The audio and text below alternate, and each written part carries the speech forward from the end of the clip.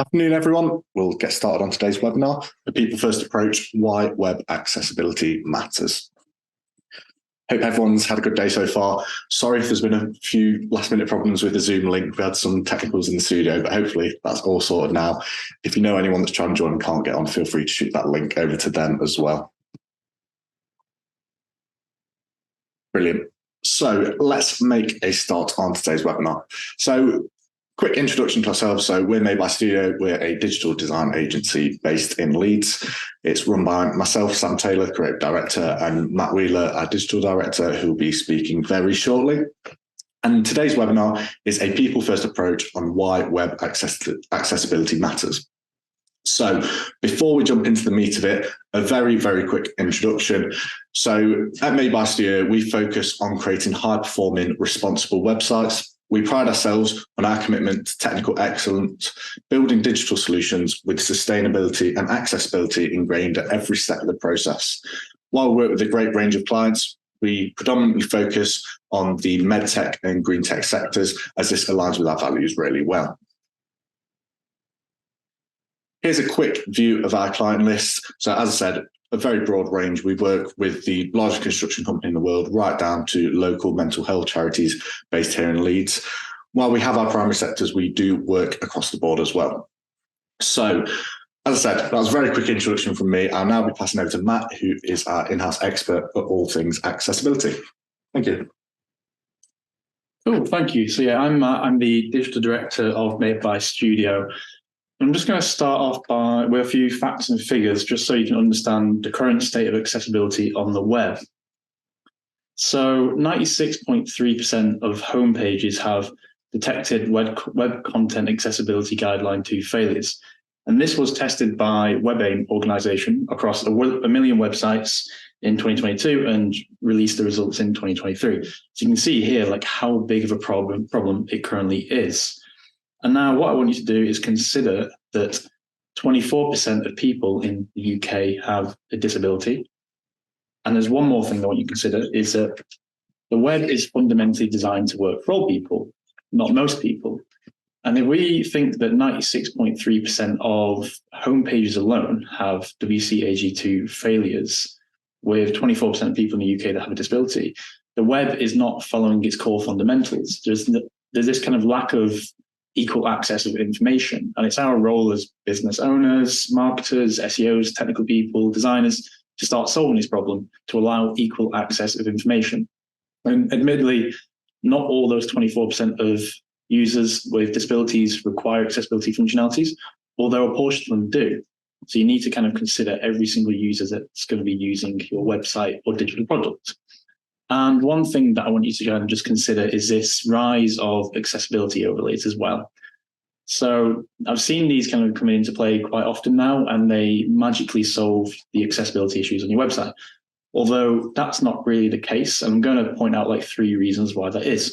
But first, if you don't know what they are, essentially they're a script that you add on your website. It adds this overlay, and it allows you to change the font, the colors, the contracts. You can swap out text just to be like dyslexic friendly fonts and stuff like that.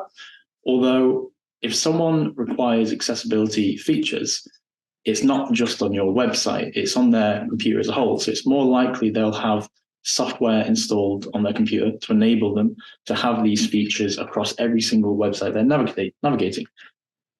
And that's the first point I want to highlight. The second one is they have what's called artificial intelligence behind it, but it's not very reliable in many cases. So for example, on images, you can have alternative text, and that should describe exactly what the image is. Quite often, they attempt to fill in the blanks if you've missed it out, and they can get it wrong.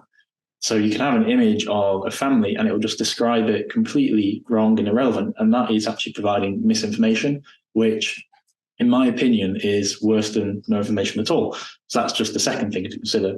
And in more of a technical perspective, the third one is if you're using a framework on your website, such as Vue.js or React or Svelte, they are notoriously bad at tracking state changes.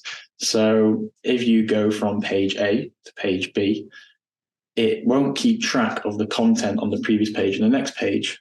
And again, it can provide misinformation if it starts mislabeling some of the items or the content, which again is worse than no content at all. And if you wanted to learn a bit more about why these aren't great, there's this website called Overlay Fact Sheet, which goes through all the details of why they are an issue. And one thing I want to highlight is 7% of users have said that they're not any use to them, which is highlighting how useless they are in many cases.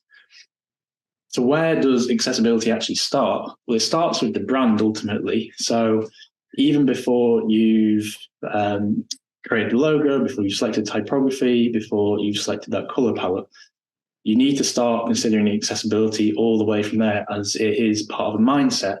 Because when you start those conversations early, you'll start building the brand out to be accessible. Accessible is fundamental. So when you design that logo, the color palette will be accessible from the start, the typography will be accessible. And when that gets handed over to a web designer, you would hope that in the brand guidelines and the brand book, there will be a section of accessibility which can be kind of passed throughout the whole process from the web design phase to web development. And then that all goes all the way to SEO and marketing. And ultimately, it is the responsibility of everyone. So when you have this mindset on accessibility, it just makes it easier to have these considerations, and you are providing equal access to information to every single user, as well as it being the right thing to do, because everyone deserves the same right to equal access of information. And we've been working on a brand recently called the Green Tech Gathering. It's an event we're running on the 2nd of November. It is for kind of green technology brands. So if you want to join, that is on the 2nd of November and at Ferns in Leeds Dock. You can access that via greentechgathering.co.uk.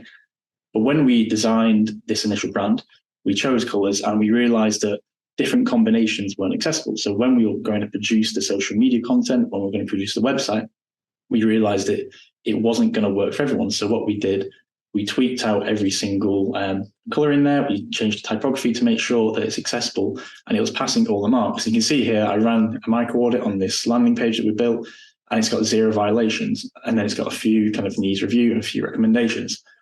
And I'll go into a bit more detail later on in this talk, what they are and where that comes from, because it's a really useful tool to have if you wanted to kind of audit the accessibility across your website. And another thing I want to highlight is this intersection between accessibility and SEO. So it is quite a hot topic to have considerations for search engine optimization, especially organic SEO. You'll hear a lot of kind of designers and marketers saying how important it is, the same with kind of pay-per-click. But what a lot of people kind of forget is that accessibility and SEO do go hand in hand. You can't really have one without the other. So I'm going to highlight some of the kind of biggest failures that I see in technical SEO violations on homepages alone. And you'll see where this kind of intersection is coming from. So I'm going to go through kind of 5 stats just to highlight this. So the first one is 58.2% have missing alternative text for images. 50.1% have empty links. 42.2% have skipped or no heading levels. And 27.5% have empty buttons. And the final one is 18.6% have a missing document language.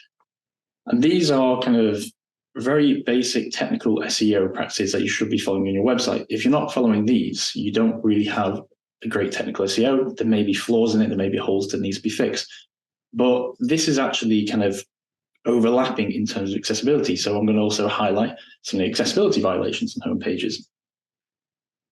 So all these stats actually come from the WebAIM 1 million report, which I mentioned right at the start, with the 96.3% of home pages with WCAG 2 failures. All these violations that I've just highlighted, the previous 5, come from that report. And you can see how big of a problem it is. Every single one, bar one, is related to technical search engine optimization. And that is highlighting this intersection between the accessibility and the SEO. And you go hand in hand. You can't have one without the other. The one that isn't overlapping is this 83.6% of websites have low contrast text. I'd argue that it technically is the role of accessibility and search engine optimization intersection, because if you are doing SEO, you should be considering the user experience as a whole as well. And that affects the accessibility, and you should be considering the user experience of every single user, not just the majority of users, which is why I'd argue that is still included. And I want to just highlight in a bit more detail kind of this intersection. So I pulled out some of the key points in the accessibility guideline. I can't really show them all because there's a huge amount of them. It's reams and reams and reams of a website. But I've just picked out some of the key ones, which are very common in terms of kind of technical SEO. And again, I've gone through some of the technical SEO practices and found where there's this kind of intersection with accessibility. I'm not going to go into these in too much detail because you'll kind of understand just by seeing the two lists that they are pretty much, well, they are exactly the same. There is so much more to both of these sides, but I just wanted to highlight this kind of overlap as well. So again, accessibility and SEO do go hand in hand. You can't have one without the other. And another thing that I want to highlight is accessibility isn't just for those with disabilities. So ultimately, accessibility affects every single user in a positive way because it makes you focus on having a really good user experience, not just for those with disabilities, but for those with different cognitive abilities, different backgrounds and whatnot. But also there is these edge case scenarios which people tend to forget. And I'm going to highlight two of them, which is the first one is temporary impairments. So for example, actually, I've got an example from when I was down in Devon. So I was cycling down the Parker Trail with some friends and we went to a bar. We were riding back and one of my friends accidentally crashed into her boyfriend and broke her arm. She didn't realize at the point she had broken her arm, but we found out when we got back to the campsite that she was in a cast. But the thing is, she broke her arm on her dominant arm, which means she couldn't use her phone as easily as usual. So what we did, we enabled accessibility features on her mobile device so she could skip through content easily. And that relies on using the correct like semantic markup in your code, the correct kind of ARIA labels and whatnot, which are techniques you can use to make it easier for assistive technology to run through your website. So we enabled that and it made it easier for her to navigate through different websites. And you've got to consider these like edge case scenarios when you're designing a website, when you're building a website, when you're coding them, because it is benefiting every single person and it could just be temporarily benefiting them. The second one is these situational impairments. So for example, if you got a train down to somewhere, and you're going on holiday and you wanted to watch a video, if you didn't have your headphones with you or they're broken, you may not be able to watch that video if it's got unreliable captions or it's got no captions at all. Unless kind of you played that video out loud, which I'd hope you wouldn't do on a train because that would probably annoy everyone. But you just got to consider these like different edge case scenarios of the temporary impairments and situational impairments because they do happen. And a portion of your users will likely have these situations happen to them. And if it's one of those moments where they have a temporary impairment and they're wanting to purchase a product from your website or get in touch, but they have a poor user experience, it's going to affect their buying intent. And you may lose them as a potential customer, as a potential lead, and eventually you may just kind of completely lose their trust in the brand completely because they have a poor user experience that'll go to a competitor. So there's just kind of all these different areas that you need to consider. And I'm going to add a very obvious question, again, just related to SEO because it is a hot topic right now. Can poor accessibility negatively affect SEO? So the answer to this is yes. I think that should be quite obvious from this intersection between SEO and accessibility, which I mentioned.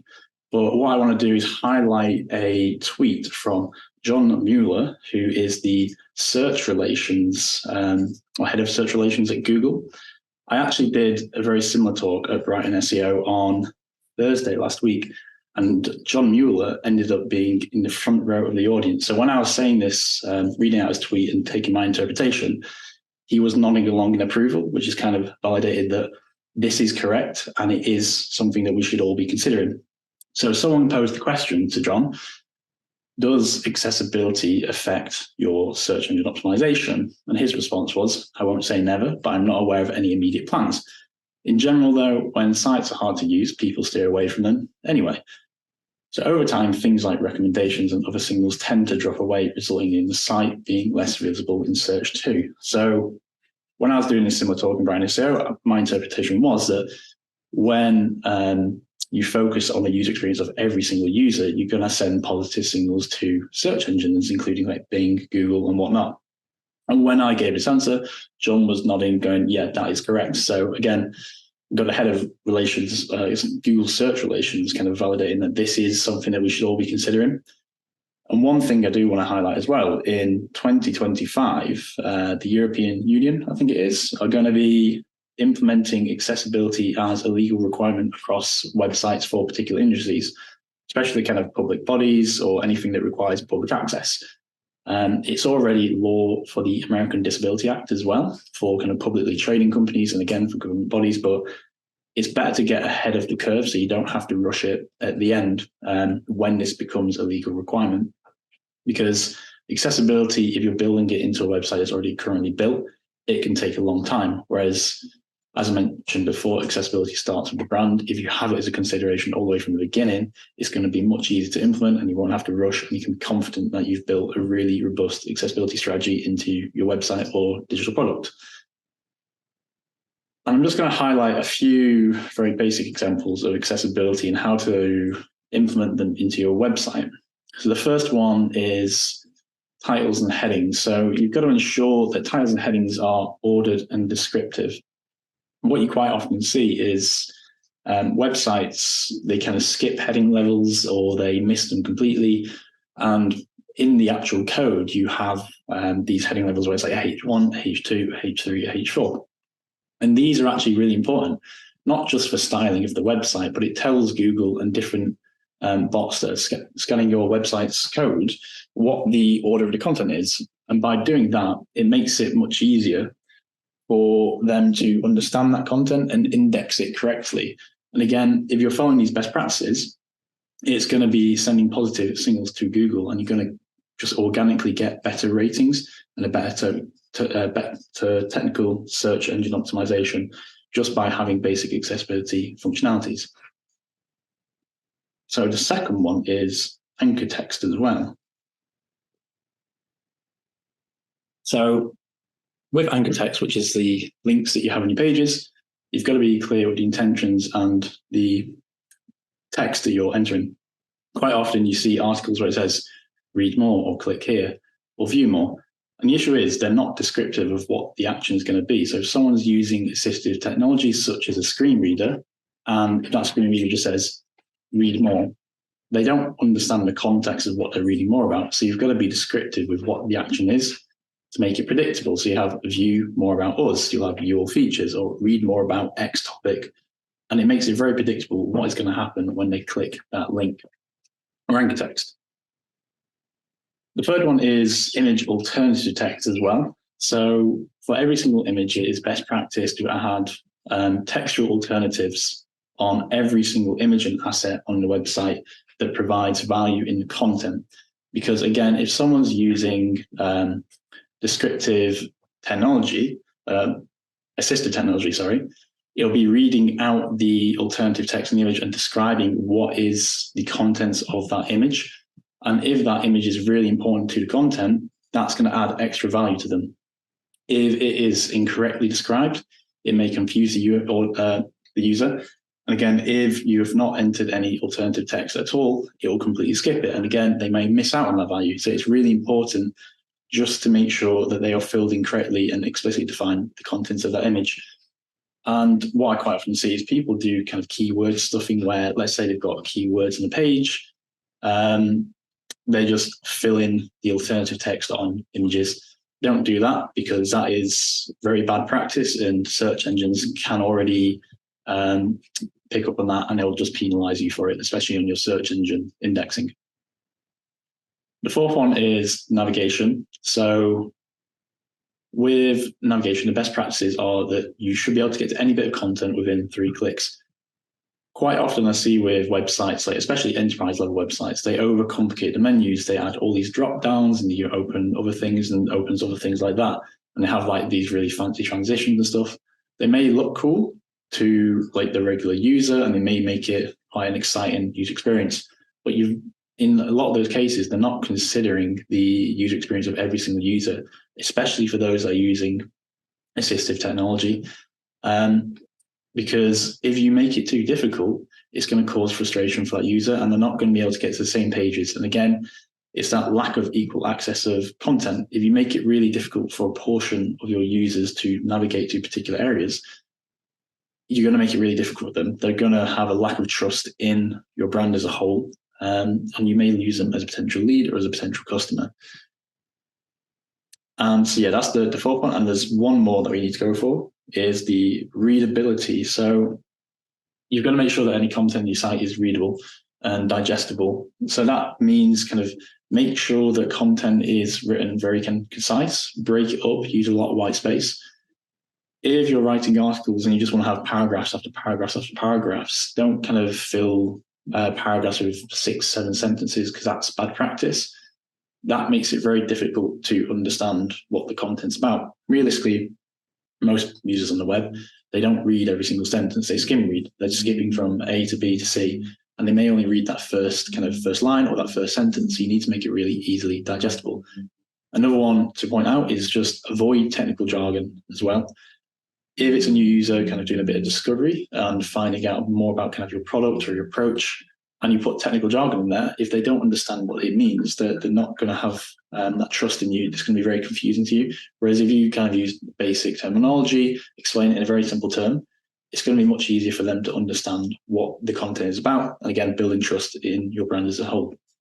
And the final one I want to point out is make sure that you test the color contrast and the text size across the content as well. As I mentioned before, one of the biggest stats in violations is this color contrast issue. If you are writing content, you've got to make sure that it is correctly contrasted. So I think for text color contrast, it's 4:5:1 ratio, and then larger text, it's 3:1 ratio. And you can test these with some tools I've got at the end, and you can just validate that across your website. If your website is built really well, your developers would have added the restraints in this to make sure that all the content you're entering is accessible. So those content writers won't be able to kind of change that text color because it's set in stone. And that is part of kind of a brand tone of voice as well. You should be using consistent colors throughout the whole website. And one key thing I want you to take away from this webinar is the 4 principles of accessibility. And this is what starts the mindset of having accessibility as every single step in your process, from kind of like design to development to writing content to SEO and all the other areas of the web.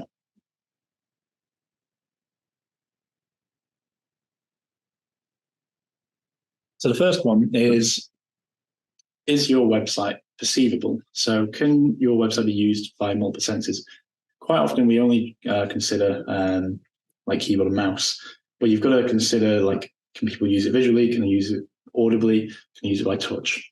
You've got to consider all the different senses which someone might use your website. The second one, is it operable? So is everything built in a very predictable manner? What I always see in websites is people tend to have just like components after components with so many different variations. And with a website best practice, not even just for accessibility, but as a whole, you should be using a very small set of components which are repeatable. So when a user is navigating that website, if they click that button, they'll understand what's going to happen after like 2-3 times, because they can predict it because they've already interacted with that component before. And the second one is like, for example, navigations. You should be able to get to any page within 3 clicks. Don't kind of overdo like the transitions, don't overdo the animations, because again, it might look really cool, although you might actually be damaging that user experience for a portion of your users, and you're losing out on potential leads, potential customers. The third one, is it understandable? So I mentioned before about kind of button links and whatnot. So when you are writing the content, make sure you're kind of explicitly defining like what is coming up, make it very predictable, understandable. Instead of just having buttons that say like read more or click here, make sure it's like topic defined. So read more about X and stuff like that. Because again, it's just that predictability. If someone can really understand and know what's going to happen before it's happened, it gives them a lot more trust in that brand. They're not going to get confused. And one final thing I want to mention on this one is don't use deceptive design patterns. And if you are, limit them massively. So an issue I always see is a lot of people have these kind of like exit pop-ups. So you go to close the website and you just get this massive pop-up, and you can't close it. You can't close the website until you close this pop-up. For just a general user, that might be cool. It might get them into a mailing list. But for those portions of users that are using kind of assistive technology, that may completely hinder the whole user experience. It may pop up, and if it's not built in an accessible manner, they can't close it. They won't be able to navigate the rest of your website. So if that user was going to make a purchase a month down the line, you potentially just lost them because you've just damaged their whole user experience, and that they've lost trust in you as a brand just by having these deceptive design patterns. And the final one is your accessibility features that you're adding robust enough? So in a perfect world, we have kind of infinite budgets to consider accessibility. We can do user testing with people with various disabilities, various backgrounds, various cognitive abilities, although that's not usually the case. So we've got to make sure that what we're doing is robust enough, and we're confident that the accessibility we're building in is the best we can do with the tools that we've got available. And right at the end of this talk, I've got some tools which will really help you kind of do the audits and do a very quick audit. And one thing I want to point out is accessibility isn't just a checklist exercise. It's not something where you like tick, tick, tick. That's accessibility solved for the next 1, 2, 3 days. It is a mindset. It's something you need to regularly check. If you're doing an update on your website, you've got to check for accessibility. You've got to check for the color contrast. If you're adding new components, again, you should be considering the accessibility as best practice. As I mentioned earlier, that's going to affect kind of the search engine optimization, and you're going to get improved search results. And that's kind of like the business case of why you should be considering accessibility. But ultimately, it is the right thing to do because everyone deserves the same equal access of information.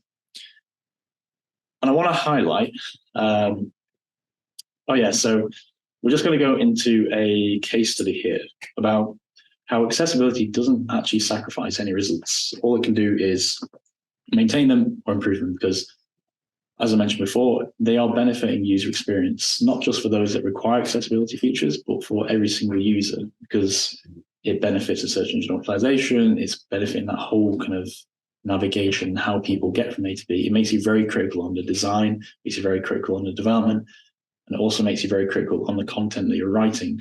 And Google and search engines do reward that. So I've got a case study that I want to run through. So Diamedica is one of our clients that we built their website earlier this year. We launched the website earlier this year. So they provide anesthetic respiratory solutions for low to middle income countries. So they tend to work in like sub-Saharan Africa. So we were briefed to build a website which was accessible across various different regions. And we've got to consider in sub-Saharan Africa, a lot of people navigate these websites via mobile devices with slow internet connections. So we had to build out kind of accessibility features and functionalities that worked within these regions, but it also had to work with the suppliers which were kind of in Dubai and whatnot. So we did a complete overhaul. We transitioned their content management system from a custom one to our preferred one, which is Statamic, which is really highly performant, as well as it enables us to really consider and implement the accessibility features well. And this has gone really well for us, actually. And we found that the results that they received is incredible. I just wanted to highlight kind of the auditing tool that we use. So we use one called IBM Equal Access Accessibility Checker. I'll go into a bit more detail in about 4 or 5 slides, but essentially it's like an audit tool, and it tells you instantly any violations, any problems and whatnot, which are getting flagged up on your website. And it's a great way to kind of just understand the technical side of accessibility that you implement into your website. I'll go into that in a bit more detail shortly. In terms of kind of what we built for the website for Diamedica, this is the Google Lighthouse audit that we received. So if you don't know what Google Lighthouse is, it's a very quick audit tool just to cover some of the basics that Google checks when it's like indexing and checking your website. So you can see here that we got 97% performance, 100 on best practices, 100 on accessibility, and 100 on SEO. And this was just a combination of our chosen content management system, as well as incorporating the best practices and accessibility, and they all just go hand in hand. If you're focusing on all 4 of these areas, they're going to benefit one another. And again, you're just going to get better results as a whole. Now, I want to highlight just the results that we got on this. So the key thing for Diamedica was that they wanted to improve their inquiries. They wanted to get more coming through the website. So within the first 3 months of launch, after doing this full migration, we did kind of redirect mapping and whatnot. We got a 50.8% increase in website inquiries in the first 3 months of launch. So that kind of just like reiterates that considering accessibility, considering best practices and the performance of the website, it has no kind of negative effect. The only effect it can have is positive.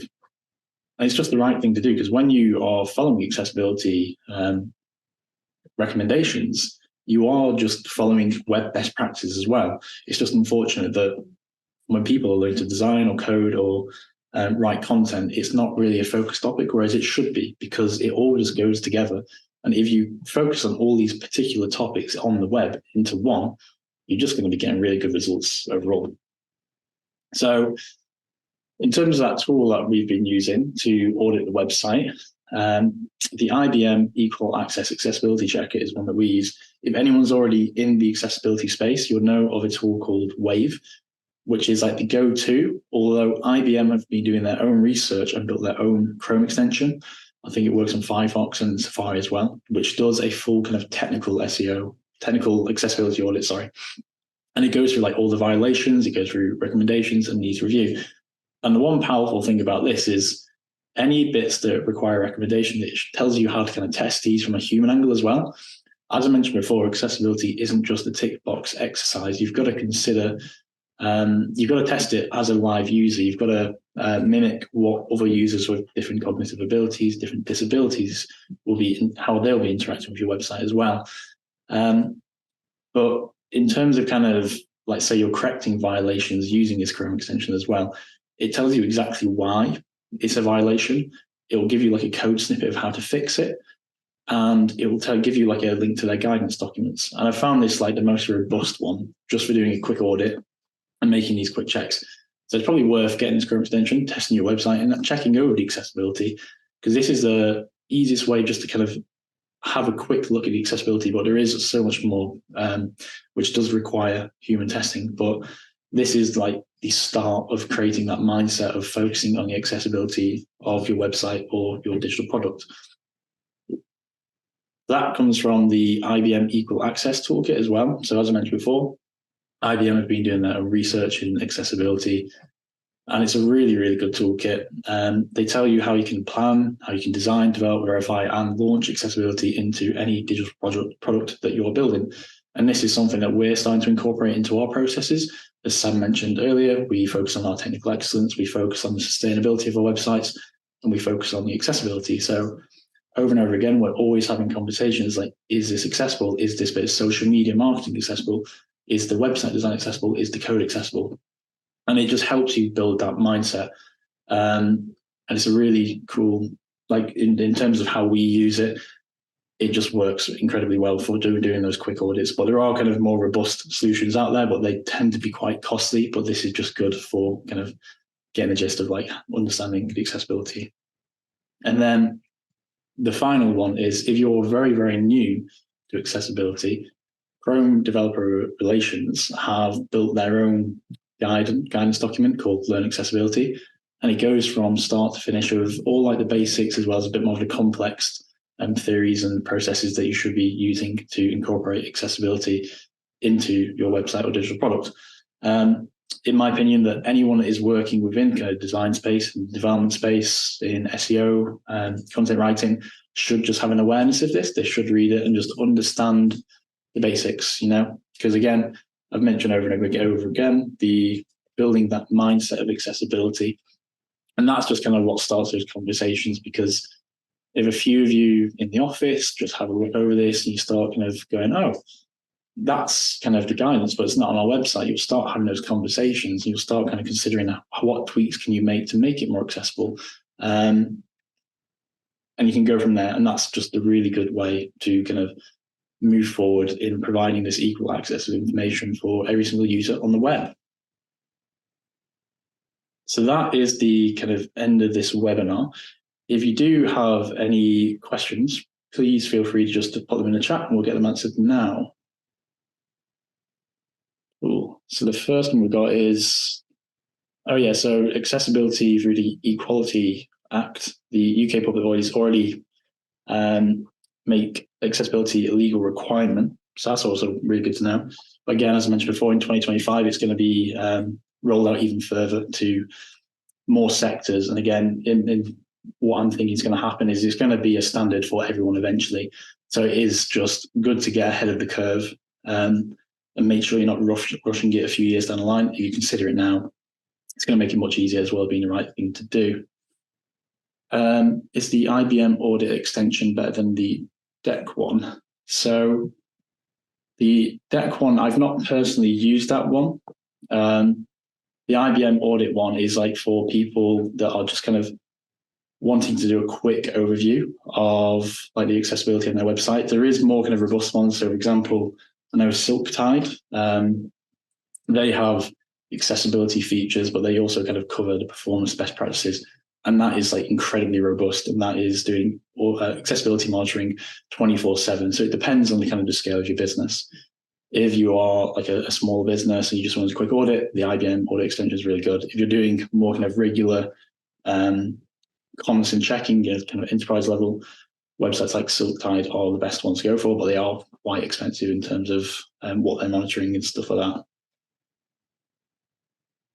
So I've found that a lot of common front-end frameworks, such as Bootstrap, are often not accessible out of the box. How do you recommend overcoming these issues? And they're often used things such as important in their styling. That's an interesting point, actually. So we personally don't use any of these front-end frameworks. So there's like Bootstrap, there's one called MUI, there's loads of them. But we've actually built our own kind of internal framework called the Skeleton Framework, which has a lot of the accessibility considerations already in there. Because when you're using these particular front-end frameworks, they're built in such a broad way that they can't be applied to every single project that they are built with. So you do tend to have to do a lot of overriding. You have to do a lot of customization, that was always a pain for us, which is, again, why we've built our own, because it just makes it much easier. We know the code like the back of our hand. We're not using someone else's like third-party tool. And when we figure out an issue that's kind of come across the website, we can add that and we can just make that change instantly. Whereas if you use frameworks, again, it's built by third-party developers, so it's a bit more difficult to override that. And as you mentioned there, just adding like important tags and styling, that's bad practice anyway. You should be avoiding that completely. So yeah.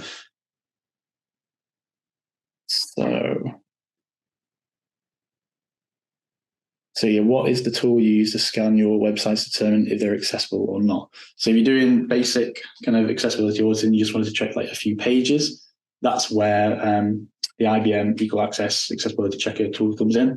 But if we're doing a bit more kind of robust stuff where it is checking every single website, we're doing constant monitoring, a tool called Silktide is the go-to for us because it is really robust and it just sends you reports essentially 24/7. So if anything does go wrong with a bit of new content, it will just flag it up straight away, tells you exactly where that error is, and you can just jump straight in and make that fix. But again, that is a very kind of not enterprise, but a large business level. It is a lot more expensive to use. There's just kind of a few considerations there.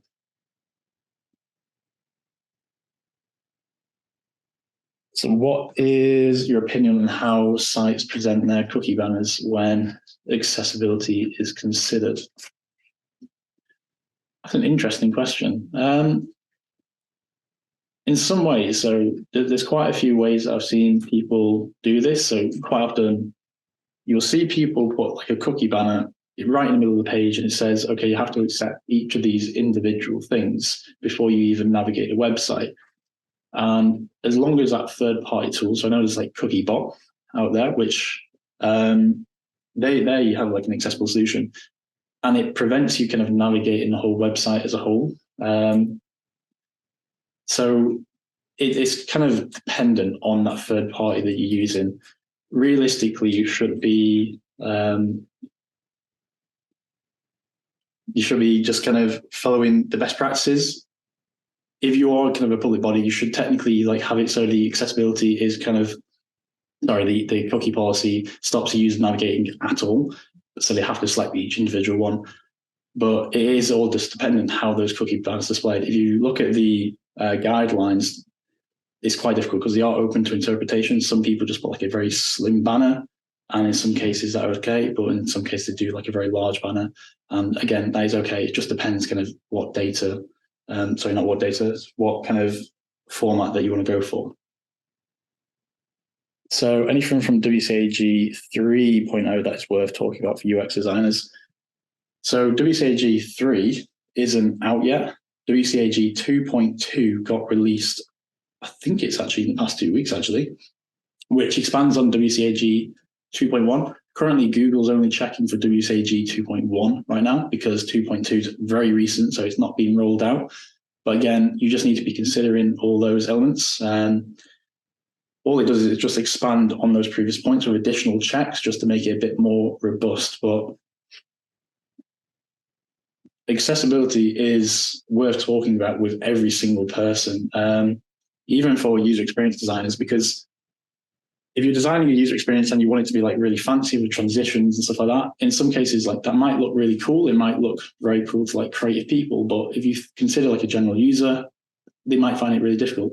And when you consider a user with a disability, it might even be more difficult. So what we do personally is quite often we kind of pull back on like that, like excitedness in the transitions and the animations, and we focus just purely on making it as functional as possible, because that is ultimately what accessibility is about. You need it as functional as possible, so every element is really predictable and you can navigate it as easy as possible. But again, like every single person should be talking about those accessibility guidelines from like designers, developers, marketers, SEOs. So I'm a UX designer. I'm looking to get certified in accessibility. Can this be very useful as a skill set, and will I be able to perform audits? It is definitely a skill set that would be very useful. So in my opinion, every single designer, every single developer should have really good considerations and knowledge on accessibility. It's the right thing to do. This is the one thing that kind of frustrates me, where you do kind of a web dev course or you do a design course, and they only do like an hour or two section showing this is accessibility. Now kind of do your own research. It's like, no, it should be contained in every single best practice. If you're doing really good like development work, you need to have a focus on the accessibility. If you're doing really, really good design work, you're going to have a focus on accessibility. It should just be a standard, because the reason why we've got like 96.3% of homepages with all these errors is because there hasn't been enough education of how to build accessible solutions. Whereas if the education was there, we wouldn't have that problem, and there would be a lot more equal access to information.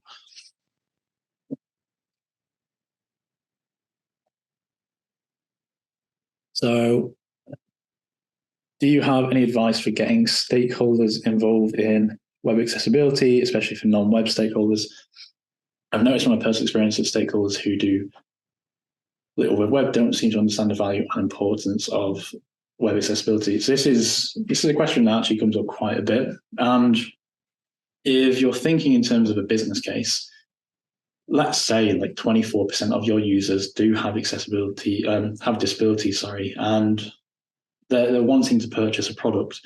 If you don't consider those users, you may provide them a poor user experience. And if your website's getting like 10 million visitors per year, 24% of those users which have a poor user experience is quite a lot of individuals, And if they have that bad user experience, they're not going to have trust in your brand. They're not going to make a purchase. And ultimately, they'll go to a competitor, which is providing a better user experience. And that's like the case I always use. There's a document I have with a few facts and figures, which could like highlight a theory of like the amount of lost leads and the amount of lost purchases you could have if you're not really providing an accessible solution. But you're just going to kind of highlight saying, well, if this percentage of users is having poor user experience and they just can't access particular products, they can't make a purchase easily, they are potentially losing out on sales.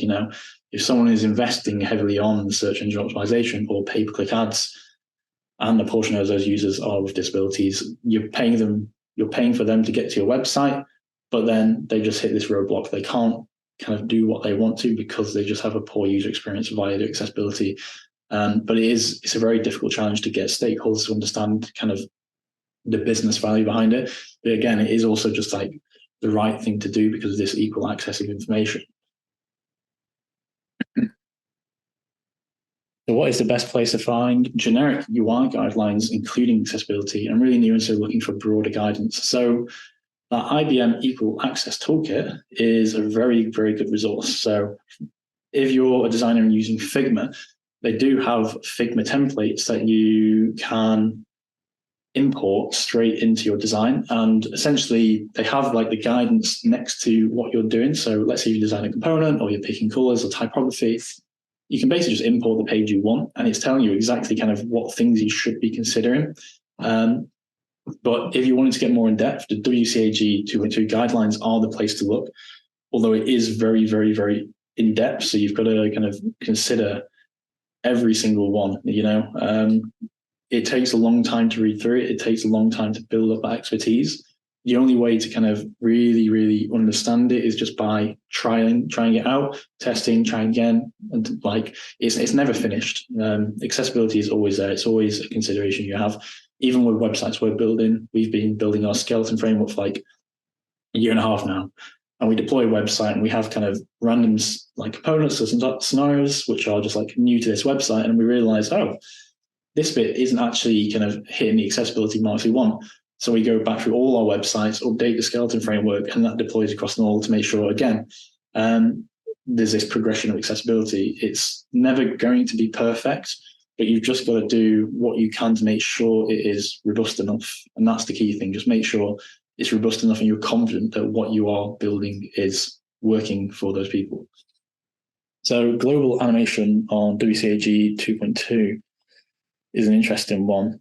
But it is quite interesting actually, because we don't actually, so a lot of the websites we're building now don't actually have animation in anymore. Like we use a framework called Lottie, which you can add kind of descriptive content and whatnot. But because of the websites we're building, so for example, like Diamedica, it's based in sub-Saharan Africa, animation is just going to damage that user experience. We don't really focus on it.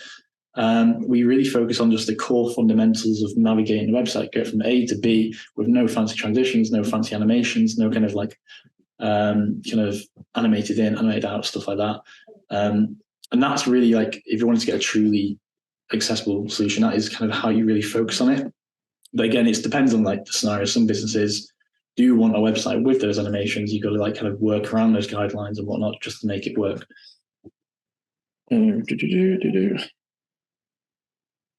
So any tips, guidance on writing accessibility for web audiences, particularly dealing with colleagues who insist on writing in a very academic, jargon-heavy fashion? So that's a difficult one. So it's, if you are writing content for kind of research purposes and you can't avoid technical jargon, it makes sense, but you could always add like alternative descriptive text for that technical jargon.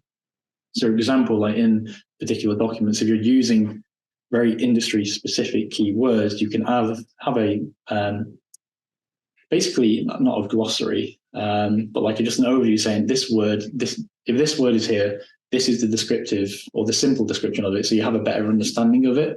But if you are marketing to people that want to make a purchase of product, it is best just to kind of avoid it. It is just kind of, it does take a while to convince people. We're quite lucky because we all kind of consider accessibility. So if someone mentions like, is this accessible?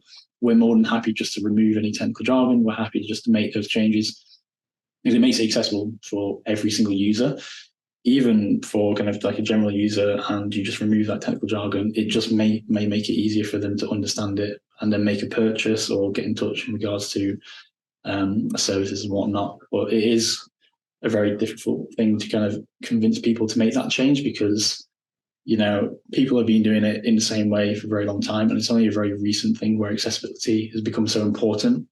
And it will take time just to change that mindset between people. So when including QR codes, what needs considering from an accessibility point, please? So essentially, that is an interesting one, actually.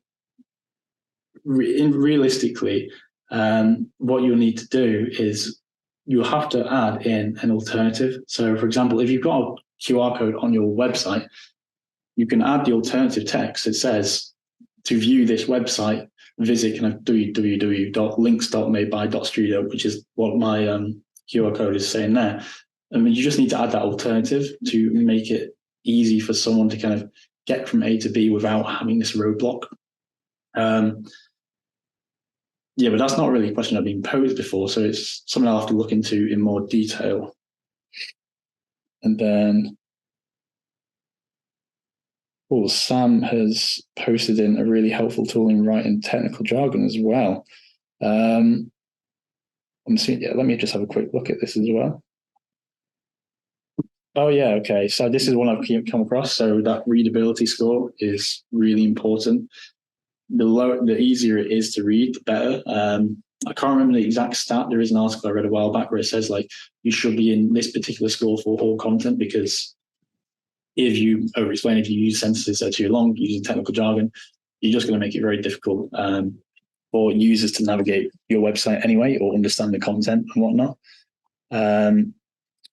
But that seems to be all the questions that we've got. If we've got no more questions coming in, thank you so much for joining the webinar. I hope you all have a great rest of the day.